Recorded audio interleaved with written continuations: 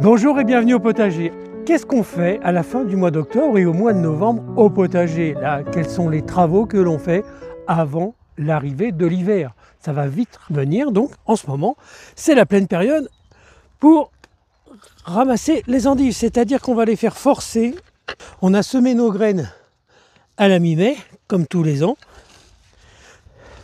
Elles sont costauds, je vous le dis, elles n'ont pas envie de sortir. Alors, qu'est-ce que c'est que le forçage? On en a déjà parlé. Je vais pas casser mon manche quand même.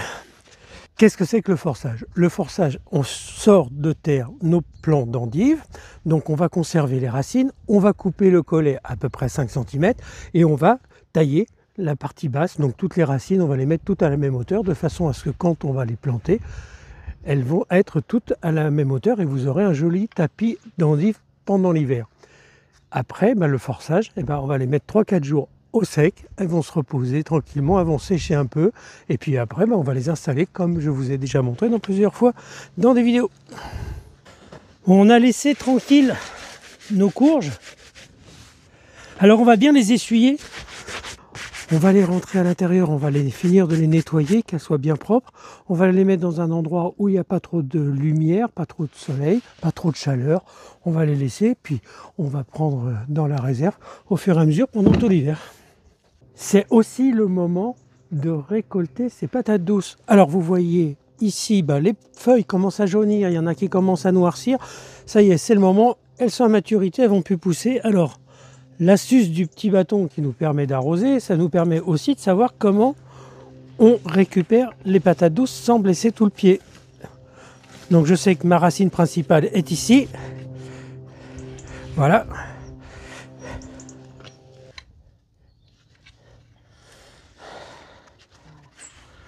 Jolie petite patate. Patate douce, bien sûr.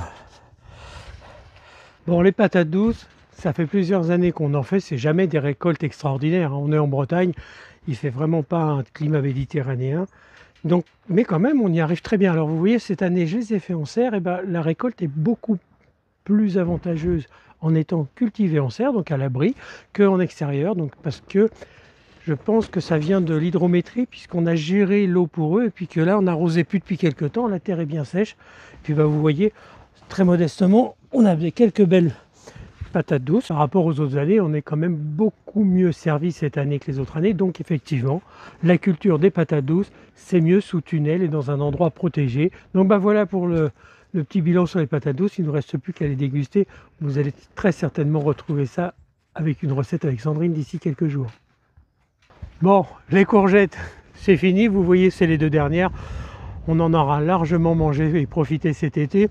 On va profiter aussi de ramasser les derniers poireaux d'été, parce que les poireaux d'hiver sont au rendez-vous. Et puis, voilà, et on a du mesclun à ramasser.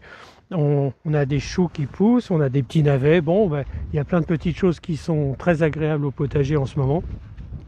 Vous l'avez compris, en cette période de la fin du mois d'octobre, on finit les grosses récoltes, on prépare notre hiver, et puis là, qu'est-ce qui va se passer? Au mois de novembre, il va falloir commencer à préparer son terrain.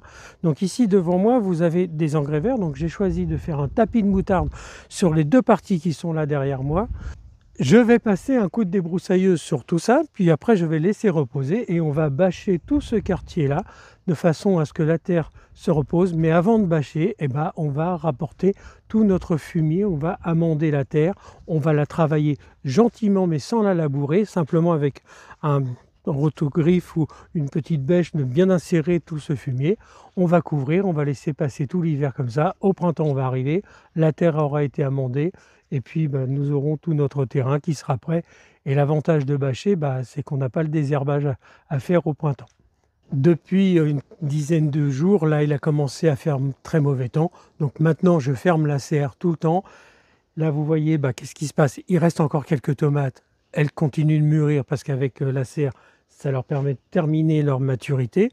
Et puis, d'ici quelques jours, on va arracher tous les plants. On va préparer notre sol, on va l'amender. Parce qu'après, on va attaquer les cultures d'hiver ici.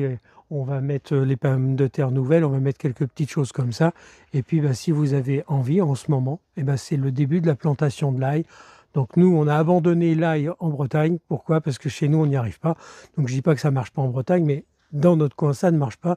Ça fait 5 années de suite que j'essaye. Les résultats ne sont pas du tout probants. On a plein de maraîchers magnifiques du côté de Roscoff qui vendent énormément d'ail, donc on a la chance d'être bien achalandé. Mais si c'est chez vous ça marche l'ail, eh ben c'est le moment de commencer à y penser. Voilà les amis, aujourd'hui c'est ce que j'avais envie de vous raconter. C'est la fin de la saison au potager. Vous allez me voir beaucoup moins souvent au potager dans des vidéos. Peut-être encore quelques fois parce qu'on a des choux à planter, des choses pour des récoltes, mais ça devient la période où on va se reposer. Par contre, ce qui va se passer, c'est que c'est Sandrine que vous allez retrouver 3 fois par semaine en cuisine. On approche des fêtes de la Toussaint, on approche des fêtes de Noël, ça commence à grenouiller, tout ça. Les amis, eh bien, je vous souhaite une bonne compagnie avec Sandrine et à très bientôt au potager pour une nouvelle saison.